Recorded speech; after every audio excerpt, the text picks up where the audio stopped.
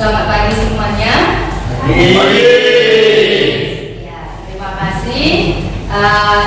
Bagaimana kabarnya hari ini?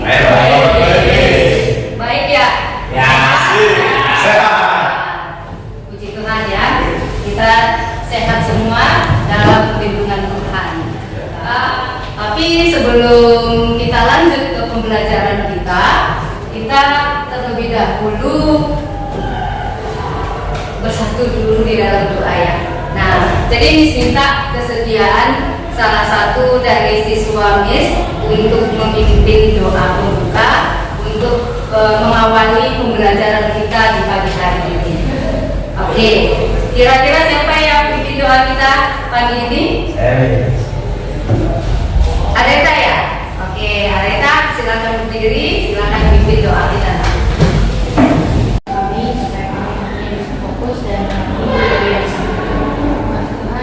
Oke, baik. Nah, sekarang kita akan lakukan absensi dulu. Nah, absensinya ada di link Google Form. Miss akan kirimkan. Miss akan kirimkan di grup kelas ya. Silakan dibuka grup kelasnya dan lakukan absensinya di Google Form. Ya, silakan dilakukan absensinya di. Pembelajaran kita sebelumnya itu di pertemuan pertama. Masih ingat? Pembelajaran di pertemuan pertama kita membahas tentang pasar lokal. Apa itu pasar lokal? Ya, pasar lokal. Kemudian kita juga sudah membahas tentang jenis-jenis bidang usaha. Miss mengingatkan kembali dalam pembelajaran ini, Miss berharap anak-anak semua semangat dan antusias mengikuti pembelajaran. Jadi ketika kalian semangat, ketika kalian antusias mengikuti pembelajaran, Miss yakin dan percaya, nah pembelajaran yang akan disampaikan hari ini bisa kalian simak dan nanti bisa kalian manfaatkan di kemudian hari. Pembelajaran kita itu adalah prakarya dan kewirausahaan, ya, kelas 12, karena kita sekarang ada di kelas 12. Nah, jadi pembelajaran kita kali ini selama 2 kali 45 menit. Nah, apa yang akan kita bahas di materi ini, materi pokoknya itu adalah tentang menentukan ide dan peluang usaha. Nah, selanjutnya, Miss akan menyampaikan kompetensi dasarnya. Jadi kompetensi dasarnya kalian bisa lihat ya di layar, sudah ada tertera ya. Nah, Miss akan bacakan sebentar ya. Nah, untuk kompetensi dasar KI 3.1 itu memahami perencanaan usaha kerajinan yang berdasarkan pada sekitar atau pasar lokal meliputi kebutuhan dan keinginan lingkungan, ide dan peluang usaha, sumber daya, administrasi, dan pemasaran. Nah, untuk kompetensi dasar yang 4.1 ini untuk keterampilannya. Nah, itu menyusun perencanaan usaha kerajinan yang berdasarkan pada kebutuhan dan keinginan lingkungan sekitar atau pasar lokal, meliputi ide dan peluang usaha, sumber daya, administrasi, dan pemasaran. Ini kompetensi dasar yang mau kita capai. Baik.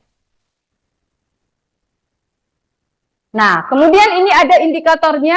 Nah, indikatornya, 3.1.4 itu menentukan ide dan peluang usaha yang tepat untuk dikembangkan di pasar lokal. Kemudian 4.1.2 itu merancang. Kita akan merancang perencanaan usaha kerajinan untuk usaha.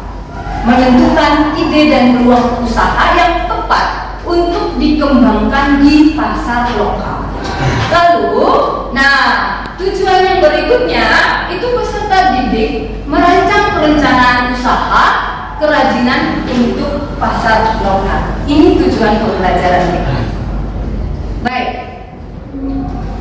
perhatikan gambar berikut ini. Tolong diamati gambarnya. Kira-kira ini gambar apa ya? Radit, berapa tanggal lo? Sering sembahyang karena orang Bali. Oke. Nah, kalau kita perhatikan, ini adalah gambar tanah lot ya. Oke, mungkin beberapa di antara kalian pernah ke tanah lot. Yang belum pernah boleh nanti menyusul. Nah, sekarang perhatikan, tanah lot ini ada di mana? Ada di mana? Di Tabanan. Di Tabanan. Oke. Tabanan itu masuk provinsi apa? Oke, Bali. Nah, Bali. Oke, Bali. Nah, Bali itu adalah tempat kita berdomisili sekarang, bukan? Ya. Iya. Nah, sepintas kalau kalian perhatikan, ini adalah Pulau Bali. Pulau Bali, apa yang sedang viral atau apa yang terkenal dari Pulau Bali? Kebudayaan dan keanekaragaman dari budaya Bali. Oke, kebudayaannya. Radit bilang kebudayaannya, Miss, dan keanekaragamannya. Oke, selain itu, apa yang terkenal dari Bali? Keindahan alamnya. Keindahan alamnya, ya, makanan khasnya, ya. Oke, selain itu mungkin ada makanan-makanan khas lagi ya yang ada di Bali ya. Nah, sekarang dari gambar ini, Miss minta anak-anak perhatikan dan silakan diamati pertanyaan di depan. Ya. Nah, tolong dipikirkan, nanti tolong dicari ya jawaban dari pertanyaan ini. Oke? Kalau menurut saya, ide usaha itu kayak gagasan-gagasan pertama yang dilakukan oleh seorang pengusaha, yang dia kayak mikir, ini kira-kira di lingkungan kayak ini, bagusnya kita jualan apa ya? Terus dia Oke, Jeremia, pertanyaannya. Saya tahunya peluang usaha. Jadi peluang usaha. Berikan deskripsi tentang gambar yang ada di depan. Gambar di sini tuh kayak pasar lokal, Mas. Ya. Yang menjual kerajinan-kerajinan lokal kayak Ya. sabun, tas, sama lukisan, karena ada makanan gitu.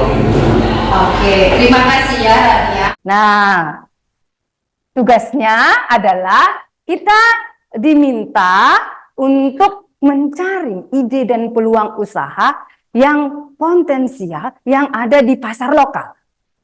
Ya. Nah, jadi Miss akan bentuk kelompok. Nah, nanti kelompoknya kalian yang menentukan dan kalian menentukan siapa yang menjadi ketuanya. Seperti itu. Nah, selanjutnya nanti tugasnya itu adalah setelah kalian melakukan exploring ya di kelompok masing-masing, kalian tentukan satu ide peluang usaha yang akan kalian rancang. Ya, yang akan kalian rancang. Lalu nanti kalian akan menjelaskan ya dari analisis SWOT-nya juga, kemudian latar belakangnya, kenapa sih memilih usaha ini, produk ini, seperti itu. Kemudian seperti apa deskripsi produknya, selanjutnya nanti analisis SWOT-nya juga. Iya. Keunggulannya itu jarang ada di pasaran. Gimana orang-orang kita dapatkan konten dari kami. Baru dari lapas bisa buat. Kalau kita ada keunggulannya.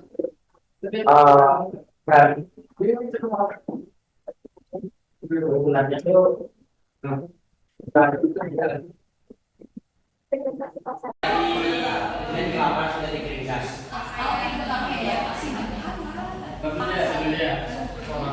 Yang kamu dipakai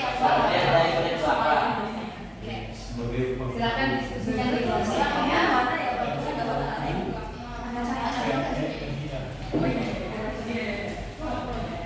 jadi ada keunggulan dari permasalahan lingkungan.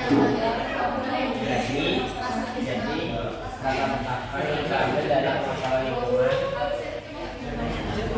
Sekarang memang memaparkan ide peluang usaha kami. Baik, nama saya Areka. Saya Rania. Saya Andi. Dan saya Grace. Nah, oke, jadi latar belakang produk kita itu setelah kita ngamatin banyak banget di Bali ini kan banyak turis yang tertarik sama budaya khas Bali. Nah, jadi kami punya keinginan untuk memperkenalkan budaya Bali ini dengan melalui produk baju yang kami juga pakai sentuhan baligrafi. Kemudian ada desain deskripsi produknya. Baju itu dibuat dengan sentuhan baligrafi yang dirancang sesuai dengan keinginan konsumen yang dilukis langsung dari lukisannya di Bali.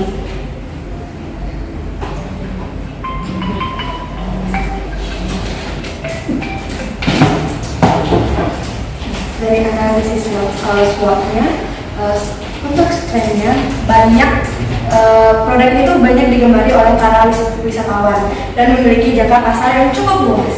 Karena banyak wisatawan pergi ke Bali itu karena dia ingin tahu lebih banyak tentang kebudayaan Bali. Nah, weakness-nya ini di sini karena dia dilukis langsung oleh pelukis lokal Bali, jadi dia membutuhkan waktu yang cukup lama untuk memproduksi produk tersebut. Nah, opportunity-nya di sini tuh banyak orang yang menginginkan barang dengan desainnya sendiri atau custom. Jadi orang-orang tuh mungkin punya filosofinya masing-masing untuk baju yang ingin mereka beli. Nah, brandnya itu memiliki pesaing yaitu Jogger. Jogger ini salah satu brand yang cukup ternama di Bali.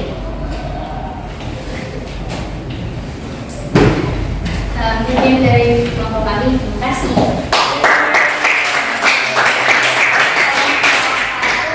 Sudah mempresentasikan ide peluang usaha yang mereka rancang. Nah, di sini tadi kita lihat mereka membuat sebuah produk yaitu apa tadi, Niko? Membuat apa? Baju, baju, ya. Nah, tadi Niko sudah amati kira-kira keunggulan dari produk ini apa? Keunggulannya itu dia diincar sama wisatawan. Diincar sama wisatawan maupun domestik maupun dari luar. domestik ataupun di luar. Ya. Untuk sebagai oleh-oleh ya, seperti itu ya. Kalau wisata di Bali ya. Nah, terus kalau menurut saya nih tuang mana tuh bakal dia udah banyak nih, jadi gampang bersaingnya lah gitu. Gampang bersaing. Tapi itu tergantung sih, kalau ini produknya bagus, yang dicari ya produknya ini. Oke. Tapi ini ada keunikannya ya dari kelompok satu tadi ya. Nah, tadi katanya ada kompetitornya ya. Kompetitornya apa? Jogger ya. Jogger sudah sangat terkenal di Bali ya. Cuman ada perbedaannya dari desainnya. Mungkin perbedaannya di sini kita langsung lukisannya langsung dibuat sama pelukis lokal dari Bali. Jadi nggak hanya sekedar sablonan aja, nggak hanya sekedar baju kaos yang diprint, ini tuh dilukis tangan oleh pelukis lokal Bali. Lukisannya seperti apa? Kita mengusung tema baligrafi, jadi boleh custom. Ya. Misalnya kayak ada pembelian yang ingin custom barong, tapi filosofinya kayak gini gitu pokoknya. Ada juga yang kita sediakan mungkin yang udah jadi untuk. Salam sukses. Salam sukses. Asik. Jadi hari ini kami kelompok 3 mau mempresentasikan tentang produk Dwi Rupa. Jadi sebelumnya kami mau perkenalan dulu. Jadi saya ada Jeremy, saya akan menjadi presenter sepanjang presentasi ini. Lalu ada rekan saya, ada Mikalia dan juga ada Adea. Jadi kami akan mempresentasikan ini yang Dwi Rupa. Oke, sudah. Lanjut. Jadi saya mau jelasin dulu latar belakang dari produknya. Dupa itu menjadi salah satu barang yang sangat diperlukan di Bali ya. Kita lihat bahwa Bali itu kan mayoritas beragama Hindu dan Dupa itu sisi limbah ya. Jadi produk dupa itu sangat banyak peminatnya, sehingga kami memanfaatkan limbah bunga ya bunga kunintir yang ada di Bali. Limbahnya itu yang kita pakai, kita daur ulang untuk membuat dupa. Sudah. Sekarang kita masuk ke ide usaha ya. Oke, ide usaha oleh saya sendiri. Jadi di sini ide usahanya itu gagasan atau konsep yang dapat dijadikan dasar untuk menjalankan suatu usaha yang kita kilas kembali. Jadi ide ini berasal dari berbagai sumber seperti kebutuhan dan keinginan masyarakat dan juga potensi dan sumber daya yang tersedia di sekitar kita, hingga tren dan perkembangan terkini yang terjadi, karena banyak yang kita lihat produk-produk daur ulang dan segala macam ya. Lalu kita masuk ke deskripsi produk. Nah, deskripsi produk kita ini inovasi untuk mencampurkan ekstrak bunga seperti bunga melintir yang sering dijumpai di Bali. Karena di Bali kan kayak yang dibilang tadi, sering ada sembahyang, nah pakainya bunga melintir. Nah, jadi bunga melintir ini terus dimasukin ke campuran dupa sehingga menciptakan keharuman bunga melintir. Kalau biasanya bunga lain, tapi ini kita bikin dari bunga melintir. Terus essence dari bunga melintir ini nantinya kita peras kan, terus kita campur ke adonan dupa yang akan dibentuk sehingga menjadi dupa yang bisa dipakai buat sembahyang. Oke, terima kasih dia. Masuk. Sekarang analisis swotnya atau steknya. Steknya dari produk kami itu adalah pertama dia ramah lingkungan karena menggunakan sisa-sisa atau residu dari bunga yang mungkin itu udah kayak nggak efektif dipakai. Apalagi kita tahu ya di Bali itu banyak banget pohon-pohon yang isinya banyak banget bunga, dan itu biasanya bakal kayak layu, rontok, dan malah diinjek-injek dan bakal jadi sampah lagi. Next. Dan untuk W-nya itu biasanya kita ada dari hasil ekstrak ini kurang maksimal kan, dari bunga-bunga yang rontok itu kayak udah nggak terlalu sedap, jadi bisa aja kayak ekstraknya dari ekstrak itu juga kayak nggak terlalu banyak. Next. Nah, untuk optimal kita itu menyasar target menengah ke bawah yang sedang menghemat karena dupa dari bahan daur ulang itu dijual lebih murah melihat dari bahan baku menggunakan bahan baku daur ulang. Dan terakhir untuk threads-nya itu biaya produksi yang harus ditekan penduduk dupa ini berbahan dasar daur ulang dan bau yang tak sekuat dupa biasa. Karena kita bisa lihat lagi itu dari bahan daur ulang. Lebih banyak lagi upaya untuk membuat formula yang membuat bau dupa ini bisa menjadi lebih baik ya, biarpun dia bahannya daur ulang. Lalu kalau formula ini sudah bisa kita temukan dan baunya dia sudah cukup bersaing, maka harga dupanya tetap kita bisa naikkan menjadi lebih mahal dari sebelumnya. Tapi untuk harganya ini dia bisa distabilkan sedikit di bawah rata-rata harga dupa, sehingga kita masih bisa tetap menjangkau pasar ya dengan baik. Lalu ketika sudah memiliki cukup banyak pelanggan, nanti kita bisa ciptakan entah formula baru yang istimewa mungkin dari bunga lain atau dengan campuran yang baru. Jadi kita bisa hadir dengan dupa yang baru yang istimewa, dan harganya ini kita bisa naikkan lagi, bahkan bisa bersaing secara global mungkin. Dan ya, itu dia solusinya. Sekian. Terima kasih sudah menyimak presentasi dari kami. Ada pertanyaan? Selamat pagi menjelang siang. Selamat pagi menjelang siang. Kami dari kelompok 2 akan mempresentasikan produk kita. Nama saya Salvida dan saya berada sama Kelly, Nico, dan Jason. Produk kami adalah souvenir dari kulit kelapa yang sudah dikeringkan. Nah, latar belakang akan dipresentasikan oleh Kelly. Jadi, latar belakang kita itu diambil dari permasalahan lingkungan, yaitu banyaknya sampah dari kulit kelapa yang tergeletak di pantai. Maka dari hal itu, kita mempunyai inovasi untuk mengolah sampah kelapa ini menjadi suatu produk yang mempunyai nilai jual. Ya, di sini saya akan menjelaskan deskripsi produknya ya. Bisa dilihat sendiri. Di sini tidak ada foto contoh produknya. Ada yang tahu karena apa? Ya, karena sebelumnya produk yang kita buat ini belum ada atau sedikit dipasarkan di pasar-pasar tradisional maupun yang ada di jualan-jualan di Bali. Ya, langsung saya jelaskan deskripsinya. Souvenir dari kulit kelapa ini merupakan suatu produk atau kerajinan yang jarang ditemukan di pasaran dan juga berinovasi tinggi. Jadi contoh dari souvenir yang akan kita buat ini adalah seperti membuat kapal mainan dari kulit kelapa yang sudah dikeringkan, dan juga uniknya itu adalah kita ukir dengan menggunakan aksara Bali. Jadi kalau yang tadi baligrafi, kita aksara Bali. Jadi kita tidak memakai baligrafi. Setelah itu kita membuat produk ini menjadi produk yang berciri khas. Tentunya kita harus membuat ciri khas karena kita tahu bahwa turis asing maupun turis domestik yang berliburan ke Bali mempunyai pikiran. Mungkin dia punya teman bahwa mengatakan kepada turis ini kalau ke Bali itu nggak bawa oleh-oleh, nggak ke Bali namanya. Makanya kita buat oleh-oleh yang berciri khas Bali supaya dia mengincar produk kita ini. Lanjut. Analisis SWOT. Kekuatan atau strength dapat bersaing dengan harga yang terjangkau.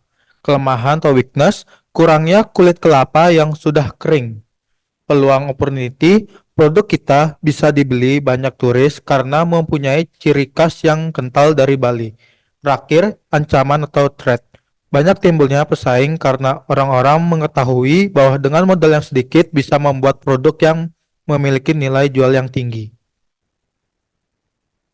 Jadi sebelum saya mengakhiri presentasi ini, saya akan menambahkan sedikit kesimpulan dari produk yang akan kita buat, yaitu kita memanfaatkan permasalahan lingkungan yang ada di Bali. Dan seperti kita lihat, mungkin banyak sampah-sampah seperti kelapa yang berjatuhan di pantai, itu kita bisa buat sebagai modal. Jadi modal kita sedikit, dan jika kita menambah nilai jual pada modal ini bisa menjadi keuntungan buat kita. Sekian presentasi dari kelompok kami. Terima kasih.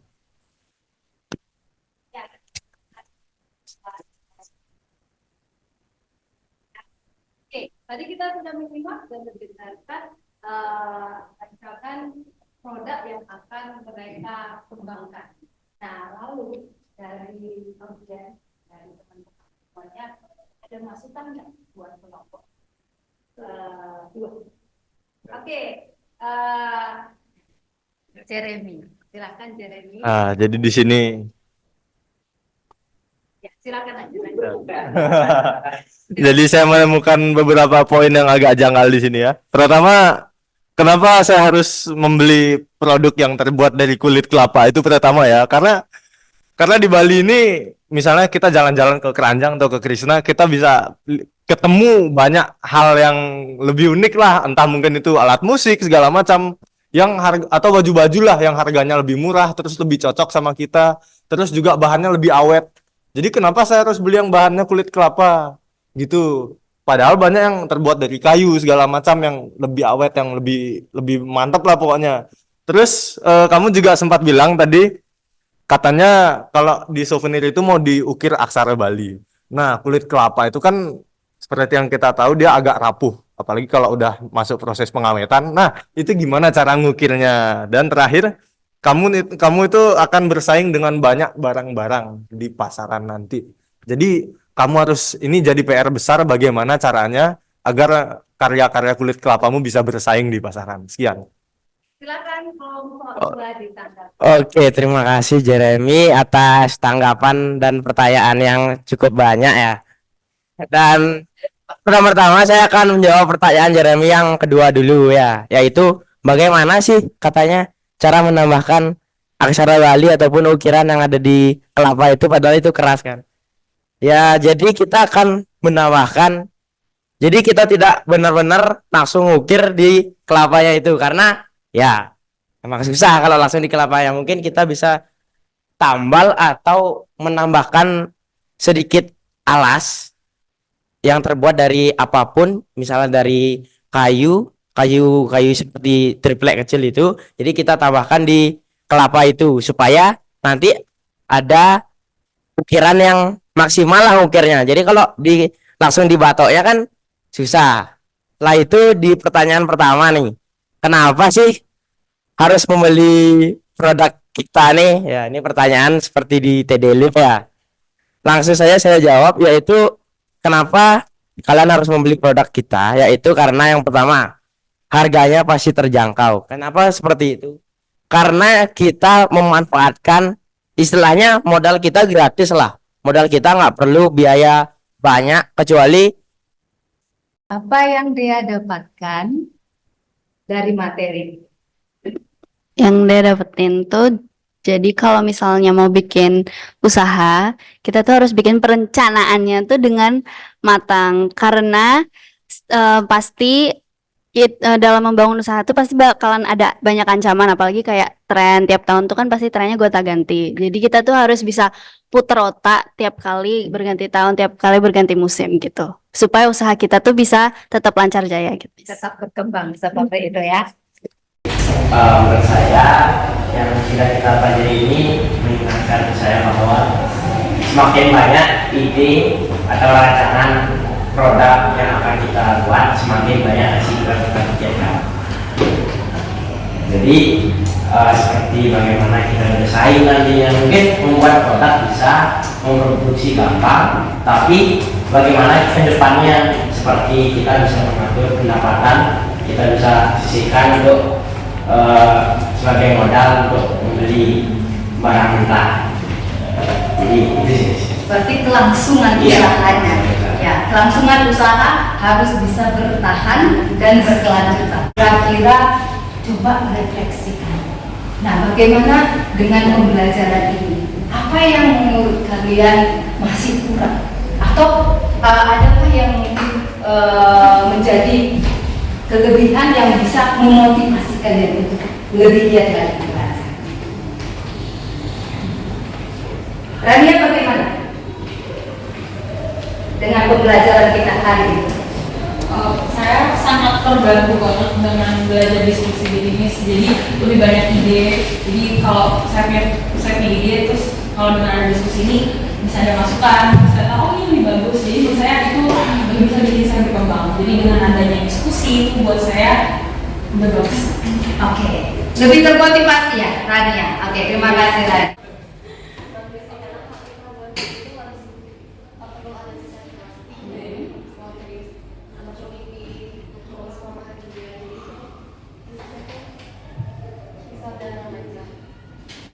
Nah, jadi sebelum kita akhiri pembelajaran kita, nah nanti Miss Ana akan mengambil penilaian, ya, mengambil penilaian.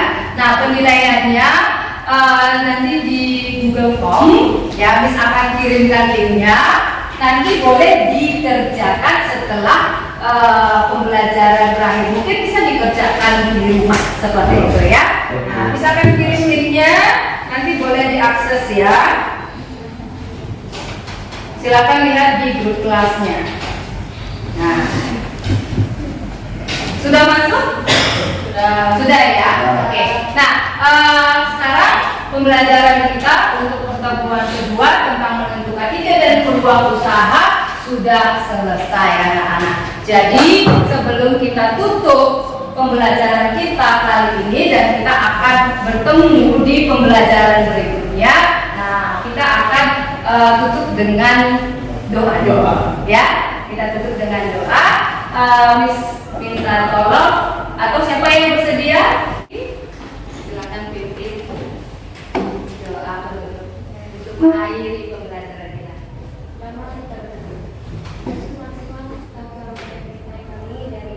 Pembelajaran hingga Tuhan masih mengasihkan kembali juga. Sekarang kami sudah saya banyak Tuhan dan mendidik kami selesai dari Tuhan. Amin.